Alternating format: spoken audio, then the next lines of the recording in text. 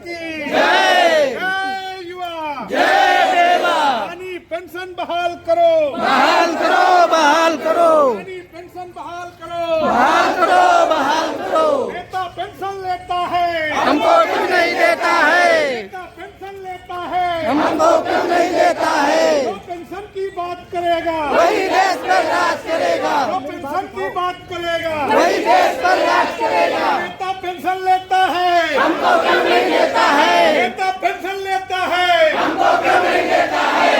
पुरानी पेंशन बहाल करो, बहाल करो, बहाल करो, पुरानी पेंशन बहाल करो, बहाल करो, बहाल करो।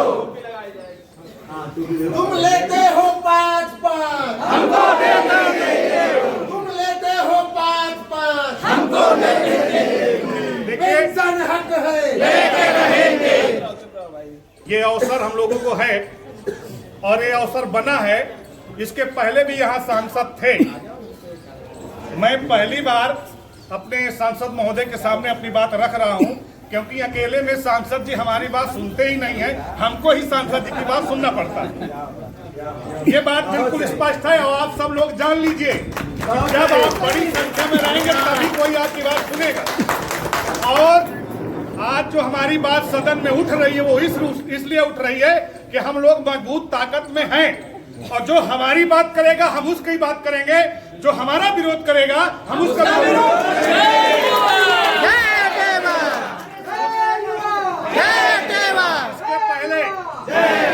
इसके पहले भी हम लोग यहाँ की निवर्तमान सांसद जी के पास और विभिन्न विधायकों के पास गए। फतेहपुर से किसी विधायक ने एमएलसी साहब को छोड़ दिया जाए, डॉक्टर मान सिंह जी को, तो किसी विधायक ने सदन में बात उठाने का काम नहीं किया, ना तो यहाँ की निवर्तमान सांसद ने। हम लोग उनके पास कई बार गए, उनसे कहा, लेकिन वो यहाँ तक कि अपने कार्यालय में मिली तक नहीं। लास्ट में मिली जब हम लोगों ने घोषणा कर दिया कि इस बार हम आपकी घंटी बजा देंगे, और खुला प्रदर्शन था। अध्यक्ष जी, हम लोगों ने उनकी घंटी नहीं घंटा बजाया।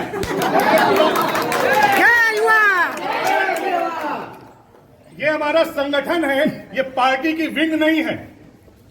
जो भी हमारी बात करेगा उसके साथ देंगे, और जो बात नहीं करेगा उसकी घंटी बजाएंगे। तो इसलिए हम लोग आज आपसे ये बात करने आए कि हमारी बात हमारे प्रतिनिधि के द्वारा हमारे जनपद की तरफ से पहली बार सदन में अगर जाएगी तो हम लोग भी खुश होंगे और लगेगा कि हमारे प्रतिनिधि हमारी बात कर रहे हैं। ये बात तो सहमत होगी नहीं? दूसरी बात, हमारे साथ जल निगम के अध्यक्ष जी, महामंत्री जी हैं, स्वास्थ्य विभाग के हैं, सफाई कर्मचारी संघ हैं, लेखपाल संघ हैं, और शिक्षक माध्यमिक हैं, प्राथमिक के हैं, बीटीसी के लोग हैं। हाँ, तो सर जी, जल निगम के लोगों की समस्या है कि 91-92 से इनकी नियमितीकरण हो चुका है, जीपीएफ कट रहा है, लेकिन इनकी पेंशन बहाल नहीं हो रही। कहा अध्यक्ष जी, बात सही है?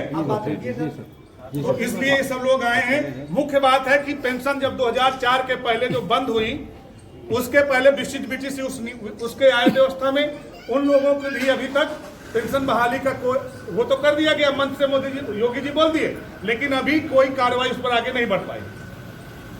जबकि माध्यमिक वाले लोगों के पत्रावलियां तैयार होकर लिस्ट जारी हो गई। बेसिक वालों से ये कहा जा रहा है, सुनने में आया, लिखित कुछ नहीं है, कि इनका विज्ञापन जारी हुआ हो वैकेंसी का तो विज्ञापन ला के दें। अब विज्ञापन जारी नहीं हुआ अध्यक्ष जी, क्योंकि पहले बीटीसी करो और उसी के आधार पर नियुक्ति होती थी।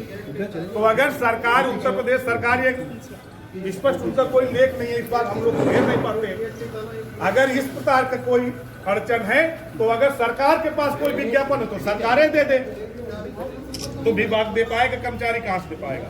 तो हम लोग आज इस अटेंडम, इस कार्यक्रम में हम लोग थोड़ी सी संख्या में इकट्ठा हुए हैं। आगे 1 तारीख सभी साथी सुन लें और हमारे मीडिया के कर्मी सुन लें, 1 तारीख को पूरे भारतवर्ष में 1 अप्रैल को पूरे भारतवर्ष में काला दिवस मनाया जाएगा। हाँ, अटेवा और राष्ट्रीय स्तर पर यही संगठन NMOPS के नाम से, national movement forward pension scheme, पूरे भारतवर्ष में काला दिवस मनाया जाएगा। और बड़ी संख्या में डीएम कार्यालय जाकर डीएम साहब के माध्यम से प्रधानमंत्री को यह पत्र जो है भेजा जाएगा। पहला पत्र आपकी तरफ से जाना चाहिए। हम लोग निवेदन करते हैं कि हमारी तरफ से आप अपने लेटर पैड के प्रधानमंत्री को पत्र लिखिए कि जिसमें कहें कि हम निजीकरण के खिलाफ हैं और पुरानी पेंशन बहाली के पक्ष में हैं। जय युवा। जो पेंशन की बात करेगा, जो पेंशन की बात करेगा, पेंशन हक है, पेंशन हक है। निजीकरण हमारी इस पुरानी पेंशन की जड़ है। हमारी पेंशन निजी हाथों में, कंपनियों के हाथ में सौंप दी गई है, इसलिए निजीकरण हमारी मूल जड़ है। जब कंपनियों में ये सभी कर्मचारी कंपनी के लिए काम करने लगेगा तो ये पूंजीवाद आएगा और फिर कुछ गिने चुने लोगों के हाथ में सत्ता होगी, जैसे आज कुछ नाम लिए जाते हैं, और आरक्षण समाप्त हो जाएगा। उसमें किसी प्रकार का निजी कंपनी में कोई आरक्षण नहीं है। ये एक बहुत बड़ी सोची समझी चाल है। इसी के तहत सेना को कैप्चर किया गया है अग्निवीर ला करके। 4 साल की नौकरी कर दी गई और उनकी पेंशन समाप्त कर दी गई कि किसान मजदूर गरीब का बेटा आता है और नौकरी करने जाता है सेना में, उसको 4 साल की नौकरी कर दी गई।